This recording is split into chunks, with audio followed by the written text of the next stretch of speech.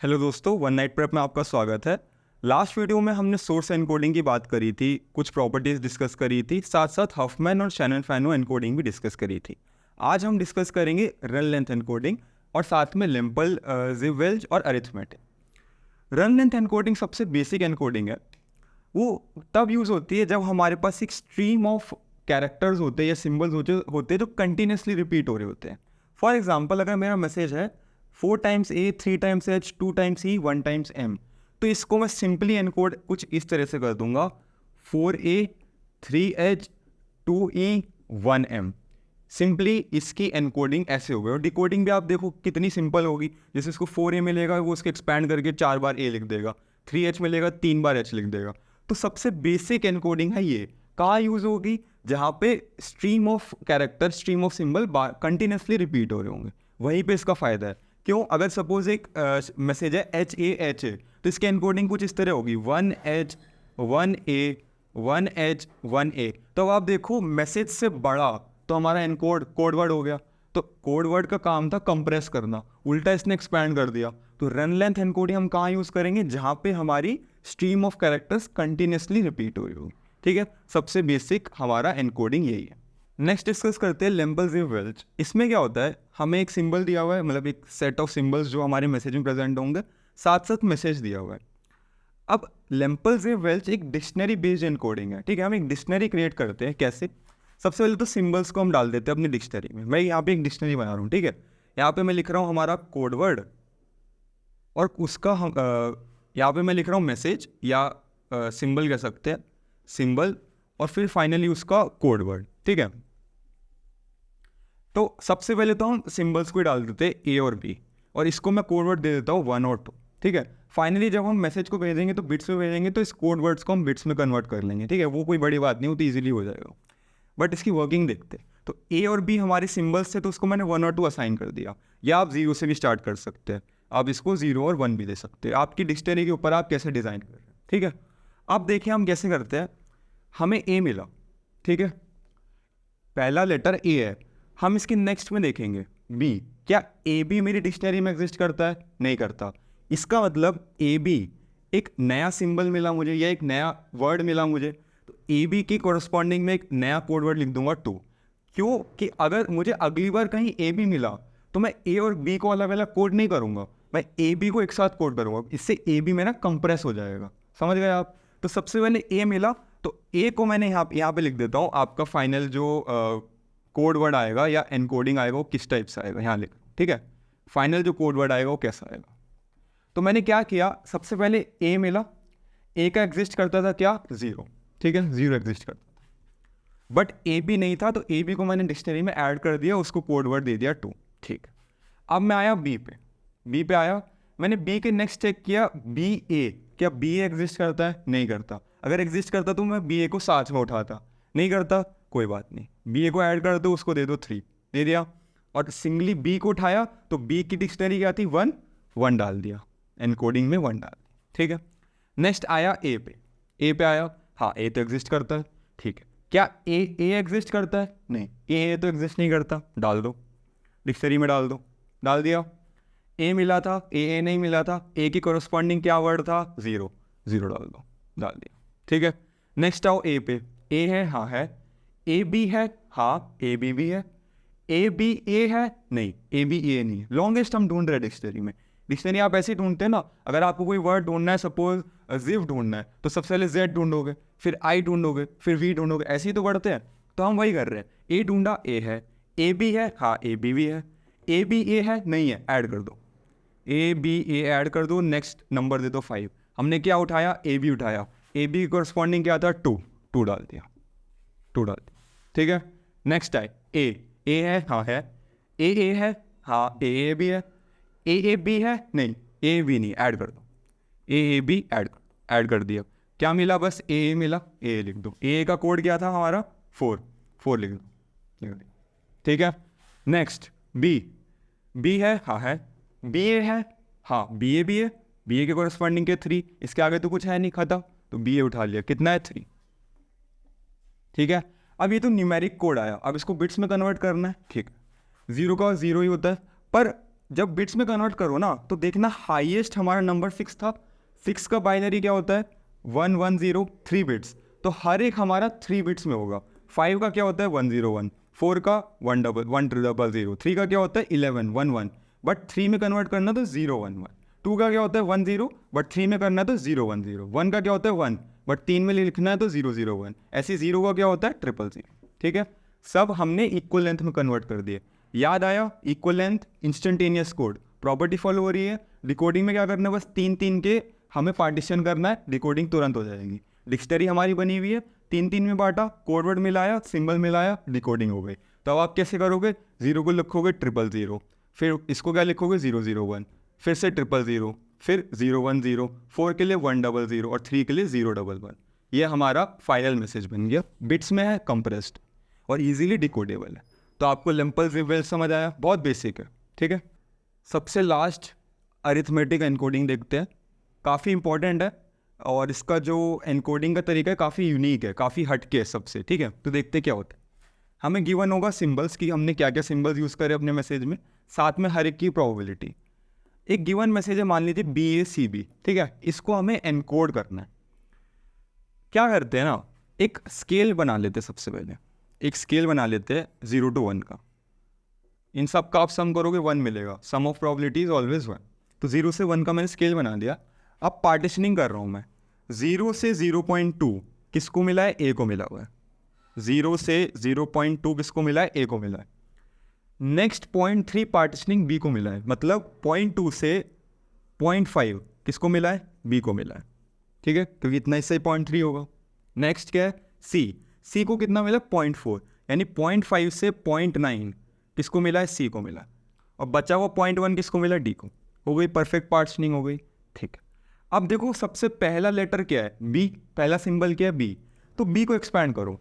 अब B को scale करेंगे हम, B को स्केल करेंगे, सिर्फ B वाले पार्ट को स्केल करेंगे। जो सबसे पहला सिंबल है उसको स्केल किया, तो B वाले पार्ट को मैंने स्केल किया, तो सबसे बॉटम में 0.2 आएगा और ऊपर 0.5 आएगा।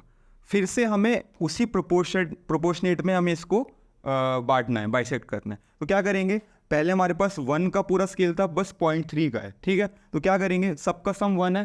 देखो अभी बेसिक सा दिया हुआ है, क्या करो ना, ये सब रेशियो में 0.2:0.3:0.4:0.1। ठीक है, तो क्या करते हैं हम उसको कैलकुलेट करने के लिए, 0.2x plus 0.3x plus 0.4x plus 0.1x कितना बराबर है 0.3 के। 0.3 के हर जगह से डेसिमल उड़ाओ, सबको ऐड करो। यहाँ तो बना x, इधर बना 0.3, तो x की वैल्यू आ गई 0.3। तो इसका कितना हिस्सा होगा, इसका हिस्सा होगा 0.2 इंटू एक्स, यानी कि 0.06।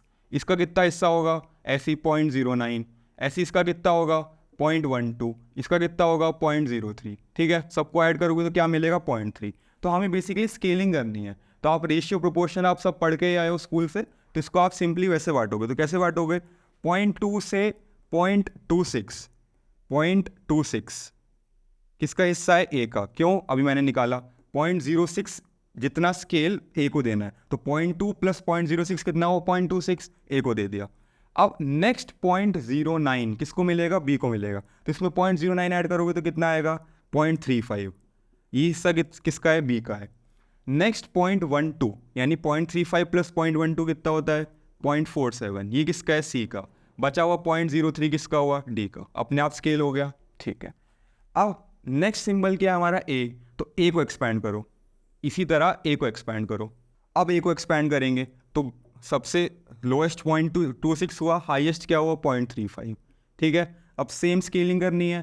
प्रोपोर्शनेट क्या था, यही प्रोपोर्शन है हमारा।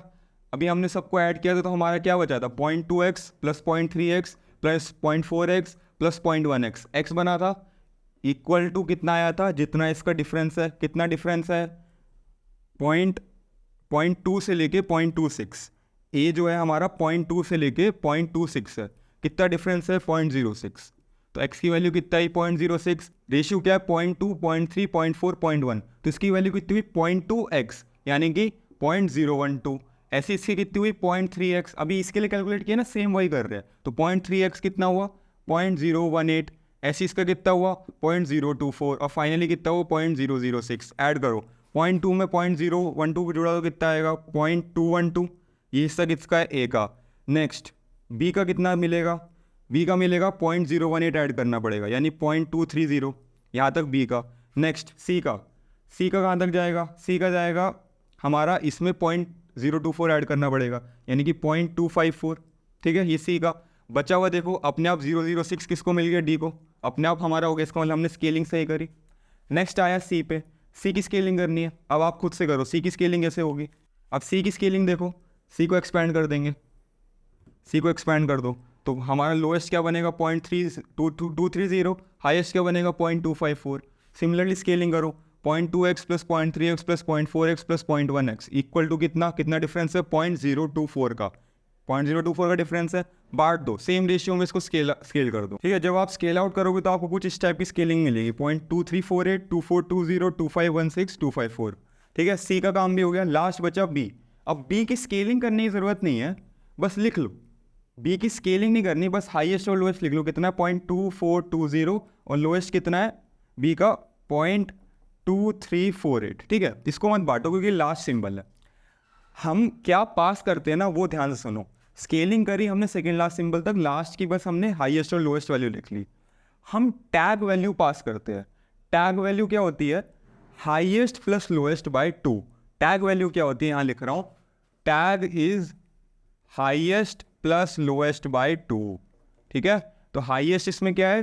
0.2420, लोएस्ट क्या है? 0.2348। दोनों को ऐड करो, डिवाइड बाय 2 करो, वो टैग वैल्यू है। हाँ, तो देखो हाईएस्ट लोएस्ट मैंने लिखा, टैग वैल्यू क्या? h plus L by 2। आपका आंसर आएगा 0.2384। ये मेरी फाइनल एनकोडिंग है किसकी? इतने बड़े मैसेज की। तो देख रहे हो आप, best encoding, one of the best. मतलब बेसिकली एनकोडिंग टेक्निक डिपेंड करती है आपका यूज़ केस के। अब रन लेंथ भी हमारी बेस्ट हो सकती है अगर कंटिन्यूसली रिपीट हो रहा है। बट आप देखो इतने बड़े मैसेज को फाइनली मैंने कैसे एनकोड किया? 0.2384। ठीक है, क्लियर है। अब आप सोच रहे होंगे डिकोडिंग कैसे होगा? डिकोडिंग के लिए कुछ नहीं करना, गिवन होगा आपको मैसेज नहीं गिवन होगा। डिकोडिंग में मैसेज गिवन नहीं होगा आपको, ये दोनों चीज़ें गिवन होगी, साथ में टैग वैल्यू गिवन होगी। तो डिकोडिंग में कुछ नहीं करना, आप बस सेम स्केलिंग करते रहो।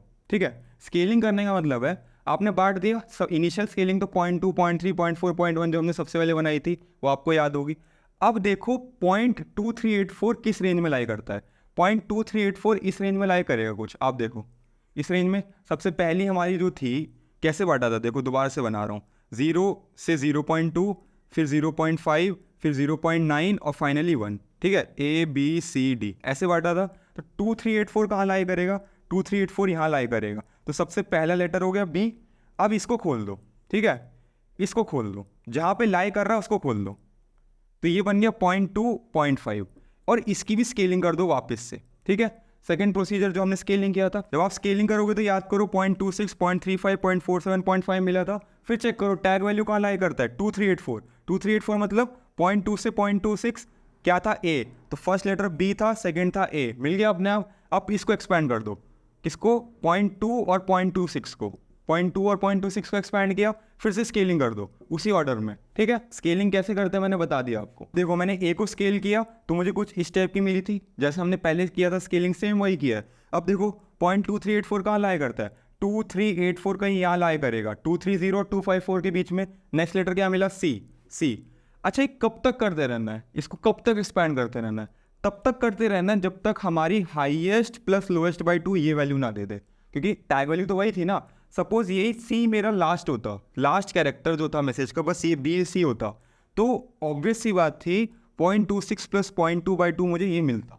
ठीक है, चेक करते हैं। अब C है, C को एक्सपैंड कर दो, C की स्केलिंग करो। लोएस्ट क्या है? 0.230, हाईएस्ट क्या है? 0.254। H प्लस L बाई 2 क्या मेरा ये आता है? नहीं, अभी नहीं आता है, इसको फिर हमें स्केलिंग करना पड़ेगा। स्केलिंग करते हैं। देखो मैंने फिर से स्केलिंग करी C की, किसकी करी? C की करी। अब देखो 2384 कहाँ लाई करेगा? 2384 यहाँ लाई करेगा। ये कौन सा पार्ट है? ABCD B। तो लास्ट कैरेक्टर क्या मिला? B। अब आप B को एक्सपैंड करो तो अब आप देखो हाईएस्ट क्या है? 0.2420, लोएस्ट क्या है हमारा? 0.2348 और इन दोनों का एवरेज लोगे तो यही मिलेगा। यहाँ स्टॉप कर दो, बस हो गई, रिकॉर्डिंग पूरी हो गई। क्यों? H plus L by 2 tag value मिल गया, स्टॉप। तो हमारा मैसेज क्या था? BSEB। अरिथमेटिक एनकोडिंग भी एक्सप्लेन कर दी, डिकोडिंग भी एक्सप्लेन कर दी। किसी भी यूट्यूब चैनल ने कभी भी कहीं भी ये एक्सप्लेन नहीं किया हुआ अरिथमेटिक का एनकोडिंग प्लस डिकोडिंग। तो आप ये ध्यान से नोट कर लीजिए। कोई भी डाउट वगैरह है कमेंट्स में बताइएगा, हम ज़रूर रिप्लाई करेंगे। तो ये आपका एक one of the best encoding था कि आपने इतने बड़े मैसेज को बस एक टैग वैल्यू दे दी, ठीक है। फिर से बोल रहा हूँ, हर एक एनकोडिंग का अपना अपना यूज़ केस होता है, डिपेंड करता है आप उसको कहाँ यूज़ करना चाहते हैं। हाँ, तो एक छोटा सा टॉपिक डिस्कस कर लेते हैं, क्राफ्ट इनइक्वालिटी। ये क्या बोलता है ना, हमें सपोज एक आर-एरी एनकोडिंग हमने करी, ठीक है। आर-एरी मतलब इतनी हम बाइनरी कर रहे थे, आर हमारा उस केस में 2 था, ठीक है। आर-एरी एनकोडिंग करी हमने, तो हमें चेक करना जो हमने एनकोडिंग करी वो इंस्टेंटेनियस कोड बना पाई या नहीं बनाई, क्योंकि हमने स्टार्टिंग में प्रॉपर्टीज़ डिस्कस करी थी अपनी लास्ट वीडियो में, तो हमने देखा था कि इंस्टेंटेनियस होना चाहिए, उससे डिकोडिंग एफिशिएंट हो जाती है। तो ये क्राफ्ट इनइक्वालिटी हमें हेल्प करता है चेक करने में कि जो हमने एनकोडिंग करी उस लेंथ से हमारी इंस्टेंटेनियस कोड बन सकता है या नहीं बन सकता। देखते हैं, अभी हमने शैनन फैनो भी देखा, हॉफमैन भी देखा। तो मान लीजिए हमने एक एनकोडिंग करी जिसमें हमारे कोड वर्ड्स कुछ इस टाइप के है, 101, 110 और 111, ठीक है। मान लीजिए ये आए, तो इनकी लेंथ किस हिसाब से है, 1 2 3 3, ठीक है। तो क्राफ्ट इनइक्वालिटी बोलता है कि ये पर्टिकुलर जो एनकोडिंग करी ये इंस्टेंटेनियस होगी, कब होगी, अगर वो ये वाली इनइक्वालिटी सेटिस्फाई कर रही है। क्या इनइक्वालिटी है, r की power -li from i to n summation less than equal to 1। r हमारा इस केस में बाइनरी 2, li का मतलब है सारी लेंथ्स, ठीक है। तो एक एक करके सारी लेंथ रखते हैं, 2 की पावर -1 प्लस 2 की पावर -2 प्लस 2 की पावर -3 प्लस 2 की पावर -3, सबको ऐड करोगे आपका आंसर आएगा 1। क्योंकि क्या 1 लेस देन इक्वल टू 1 है, हाँ है। तो इसका मतलब ये जो हमने एनकोडिंग करी कैसी है, इंस्टेंटेनियस। तो बस ये इतना सा छोटा सा टॉपिक है जो बताता है कि इंस्टेंटेनियस एनकोडिंग है या नहीं, ये इनइक्वालिटी सेटिस्फाई होनी चाहिए, ठीक है। इस वीडियो में हमने एनकोडिंग डिस्कस किया, क्राफ्ट इनइक्वालिटी डिस्कस किया, most importantly arithmetic encoding discuss किया, जो कि बाकी चैनल्स में कहीं भी अवेलेबल नहीं है।